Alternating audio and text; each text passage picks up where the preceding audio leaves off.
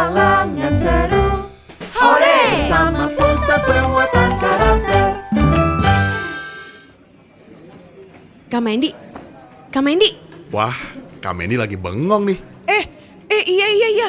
Ada apa, Kana? Lagi mikirin apa sih kamu? Serius banget.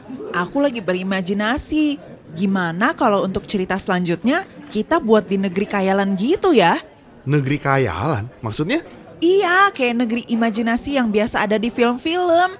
Tentang boneka yang bisa hidup, mobil yang bisa bicara, atau serangga yang bisa main sirkus. Wah, lucu banget tuh Kak. Cerita kayak apa nih yang kamu pikirin? Aku lagi mikir, gimana kalau ternyata balon itu bisa bicara dan punya kehidupannya sendiri?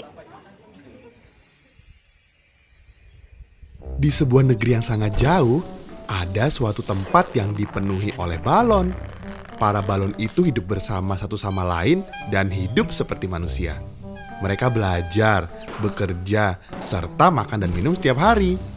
Tapi bedanya, mereka tidak makan nasi dan daging, tetapi angin helium supaya tetap bisa beraktivitas dan tumbuh besar. Hiduplah sebuah balon kecil yang bernama Lisa. Lisa duduk di kelas 3 SD dan merupakan balon yang sangat pintar. Ia disayang oleh orang tua dan gurunya karena rajin belajar. Namun, teman-temannya suka iri hati dengan Lisa karena nilainya selalu bagus. Hei Lisa, kamu apakan itu guru-guru? Kok pada suka semua sama kamu? Gak tahu. Aku hanya biasa-biasa aja di kelas. Ah, Bobby, kamu seperti tidak tahu aja. Si Lisa kan apa-apa nurut sama guru. Kalau guru bilang ngerjain PR, dia pasti langsung ngerjain PR. Bener juga kamu Aldo. Jangan-jangan kalau disuruh melayang sampai ke awan, pasti dia juga nurut. Iya, udah kamu menghilang aja Lisa, sampai keluar angkasa. Meskipun ia sering dirundung oleh Bobby dan Aldo, tetapi Lisa tidak menghiraukannya. Ia tetap mengikuti pelajaran dengan baik dan tidak membalas perkataan mereka. Suatu hari, Lisa pergi membaca buku di bawah pohon pada saat jam istirahat. Melihatnya sendirian, Bobby dan Aldo berencana untuk menggodanya. Hei Lisa, sedang apa kamu? Sedang membaca. Baca apa kamu? Sini bagi-bagi dong. Bobby dan Aldo menjepit Lisa di antara mereka sehingga ia kesakitan. Mereka juga mendesak-desak Lisa sehingga ia terkena ranting pohon yang tajam. Tiba-tiba, karet balon Lisa tertusuk ranting dan tubuhnya menjadi berlubang. Melihatnya semakin mengempis, Bobby dan Aldo langsung lari terbirit-birit sambil tertawa cekikikan. Rasakan dia. Biarin dia makin mengecil dan tidak bisa jadi pintar lagi. Lisa yang ditinggal sendirian menjadi panik dan langsung berlari ke arah gedung sekolah. Di depan pintu, ia bertemu dengan salah satu gurunya, Ibu Sari. Lisa, apa yang terjadi denganmu? Kenapa mukamu berlubang begitu dan semakin mengecil? Itu tadi aku main-main di luar, terus kemudian aku tertusuk dahan pohon itu, Bu. Melihat Lisa yang tertunduk lesu dan malu-malu, Ibu Sari agak tidak percaya dengan cerita Lisa. Namun, karena Lisa semakin mengempis, ia langsung membawa Lisa ke unit kesehatan sekolah. Setelah Lisa diberi plester dan cadangan angin yang cukup, Ibu Sari mengantarkan Lisa ke kelasnya. Kamu tadi main sama siapa di luar? Kok bisa sampai tertusuk dahan pohon? Enggak sama siapa-siapa kok, Bu. Cuma lari-lari aja, terus tiba-tiba jatuh deh. Ibu Sari merasa ada yang janggal dengan cerita tersebut. Tetapi ia juga tidak mau memaksa Lisa untuk bercerita. Aku masuk kelas dulu. Terima kasih, Bu. Baiklah Lisa, kalau ada apa-apa kamu bisa cerita sama ibu ya. Iya, Bu. Permisi. Keesokan harinya, Bobby dan Aldo masih terus mengisengi Lisa. Kali ini, mereka mencoret-coret tas milik Lisa ketika ia sedang tidak ada di kelas. Pada saat Lisa melihat tasnya telah dicoret oleh bolpen dan spidol yang berwarna-warni, ia hanya diam saja dan tidak menghiraukannya. Sepulangnya di rumah, Ibu Lisa menanyakan keadaan tasnya yang penuh dengan coretan itu. Lisa, anakku, kenapa tas kamu bisa penuh dengan coretan seperti ini? Itu, Bu. Tadi Di sekolah Lisa lupa menutup bolpen dan spidolnya. Jadi kecoret-coret deh, Bu. Masa coretannya bisa di berbagai tempat gini kalau kamu lupa menutup bolpen? Ini mah pasti ada yang mencoret-coret. Oh, enggak, Bu. Bener. Tadi pas Lisa ngecek itu karena bolpennya yang nggak tertutup dengan benar. Ini. Lihat, tidak mungkin kalau hanya kecerobohan kamu, terus coretannya bisa seperti ini, Nak. Iya, Bu. Lisa kemudian menangis dan berlari ke kamarnya. Ia menangis lama sekali hingga akhirnya tertidur.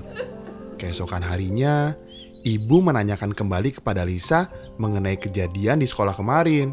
Ia memberikan anaknya tas cadangan, sementara tas yang kemarin ia pakai harus dibersihkan. Lisa, coba ceritakan apa yang terjadi dengan tasmu, Nak? Kan Lisa udah cerita, Bu. Itu beneran gak sengaja. Lisa, ibu khawatir denganmu, Nak. Kalau ada apa-apa di sekolah, kamu cerita sama ibu ya. Lisa tidak menjawab ibunya lagi. Ia pergi ke sekolah seakan-akan tidak terjadi apa-apa. Hari itu, Bobby dan Aldo masih belum berhenti mengerjai Lisa. Mereka berpura-pura baik agar bisa menarik Lisa sendirian ketika jam istirahat. Hei Lisa, kemana tas kamu yang kemarin? Oh, itu ibuku sedang mencucinya. Kita minta maaf ya, karena telah mencoreti tas kamu. Kita nggak sengaja kok. Mendengar permintaan maaf kedua temannya itu, Lisa menjadi senang. Iya, nggak apa-apa. Ini ibuku memberikan tas lain sebagai gantinya. Kita merasa bersalah sama kamu. Nanti pas jam istirahat, kita main bareng yuk. Iya, kita mau kasih tahu kamu tempat menarik yang pasti kamu bakal suka. Boleh. Pada saat jam istirahat, Aldo dan Bobby berencana untuk mengajak Lisa ke kebun bunga mawar. Kebun bunga mawar adalah daerah yang sangat berbahaya bagi kaum balon karena penuh dengan duri yang tajam. Hanya dengan satu tusukan saja akan sangat berbahaya. Dia bodoh sekali Aldo. Biarin abis ini dia tahu rasa dan tidak akan mengganggu kehidupan kita lagi. Iya benar, kalau tidak ada Lisa, pasti guru-guru itu akan lebih suka sama kita. Wush, jangan keras-keras. Itu dia datang. Hai teman-teman, mau kemana nih kita? Shh, kamu jangan bilang siapa-siapa ya. Ini menjadi tempat rahasia di antara kita saja ya. Janji? Iya, kamu gak boleh bilang siapapun. Oke, aku janji. Sesampainya di kebun bunga mawar, Bobby dan Aldo menutup arah jalan keluar supaya Lisa tidak bisa kemana-mana. Mereka mendorong Lisa ke ujung kebun dan membuatnya terdesak di antara semak-semak bunga yang penuh dengan duri. Hahaha, rasakan kamu Lisa. Makanya jadi anak jangan pura-pura rajin. Tolong, jangan jahatin aku. Tidak ada yang bisa mendengar kamu di sini. Lisa menangis dan berteriak minta tolong. Tidak lama kemudian, muncul satu sosok yang mereka kenal. Hei, kalian ngapain di sana? Hah? Buat apa ada Bu Sari di sini? Tidak. Ayo kita cepat pergi dari sini. Aldo, Bobby, apa yang kalian lakukan? Tidak apa-apa, Bu. Kita hanya mengajak Lisa bermain saja kok, Bu. Kalian berbohong. Ibu sudah mengamati kalian sejak Lisa terkena dahan pohon di sekolah. Apa yang kalian coba lakukan di daerah berbahaya ini? Kami minta maaf ya, Bu. Bobby dan Aldo, ayo cepat kembali ke sekolah. Ibu akan memanggil orang tua kalian besok. Ibu. Lisa, kamu kenapa tidak cerita kepada ibu mengenai perbuatan Aldo dan Bobby? Lisa takut. Nanti mereka marah sama aku. Makanya aku gak berani cerita, Bu. Lisa, kalau ada orang yang jahat sama kamu harus cerita sama ibu atau bapak guru di sekolah. Dan juga sama orang tua kamu. Iya. Untung kamu gak kenapa-napa, nak. Bagaimana coba kalau kamu sampai terluka? Ibu, Lisa minta maaf ya, Bu. Sudah, gak apa-apa. Bercerita kepada orang tua, guru, atau teman terdekat kamu Itu adalah langkah awal untuk memperbaiki keadaan. Iya Bu, makasih ya Ibu sudah baik sama Lisa. Setelah itu, Bu Sari mengajak Lisa kembali ke sekolah. Ia juga menelepon kedua orang tuanya yang sempat khawatir karena sikap Lisa yang terlihat aneh. Sesampainya di sekolah, mereka menghibur Lisa dan berbicara dengannya. Lisa, aduh, ibu khawatir sekali nak. Kamu kenapa tidak bercerita kepada ayah dan ibu? Sudah Bu, tidak apa-apa. Tadi Lisa sudah menceritakan semuanya. Kami juga akan memantau lebih baik lagi agar kejadian seperti ini tidak terulangi. Anakku, ayah dan ibu bersyukur kamu tidak kenapa-napa. Tapi lain kali kamu harus cerita ya nak. Iya Bu, tadi Bu Sari mengajarkan Lisa supaya berani bercerita kalau ada apa-apa di sekolah. Maafin Lisa ya Bu. Iya, kita semua sayang sama Lisa dan mau membantu Lisa. Bilang ke kita semua kalau ada yang isengin kamu lagi ya nak. Yang ibu kamu katakan itu benar Lisa. Semua guru siap membantu kamu supaya kamu merasa aman dan nyaman di sekolah. Makasih Bu. Lisa akhirnya menjadi anak yang berani bercerita kepada kedua orang tuanya dan kepada gurunya. Ia tidak lagi menutup diri dan diam ketika ada teman-temannya yang menjahilinya. Lewat kejadian ini, Lisa juga menjadi teman yang baik bagi banyak orang. Ia memperhatikan teman-teman di sekelilingnya yang suka diusili. Kedua orang tua dan Ibu Sari menjadi lega karena Lisa berhasil menjadi anak yang berani mengungkapkan perasaannya. Ketika ada anak-anak lain yang juga dirundung, Lisa mengajak mereka untuk bercerita kepada ibu bapak guru mengenai kejadian tersebut. Berani bercerita kepada orang dewasa adalah langkah awal untuk melawan perundungan di sekolah. Wah, bagus banget ceritanya. Aku jadi senang dengernya. Iya loh, Lisa akhirnya menjadi anak yang pemberani dan menyadari bahwa bercerita kepada orang terdekat, guru, atau orang tua itu nggak apa-apa. Bener banget.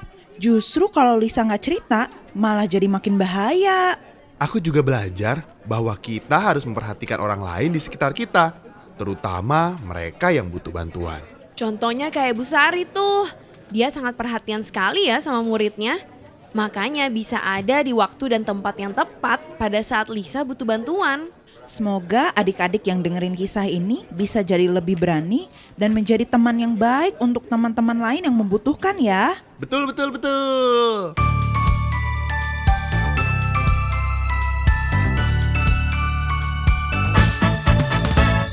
Hai kamu anak Indonesia, pelajar Pancasila. Jadilah anak yang mandiri, kreatif bernalar kritis. Teladan untuk keluarga dan temanmu di rumah dan sekolah.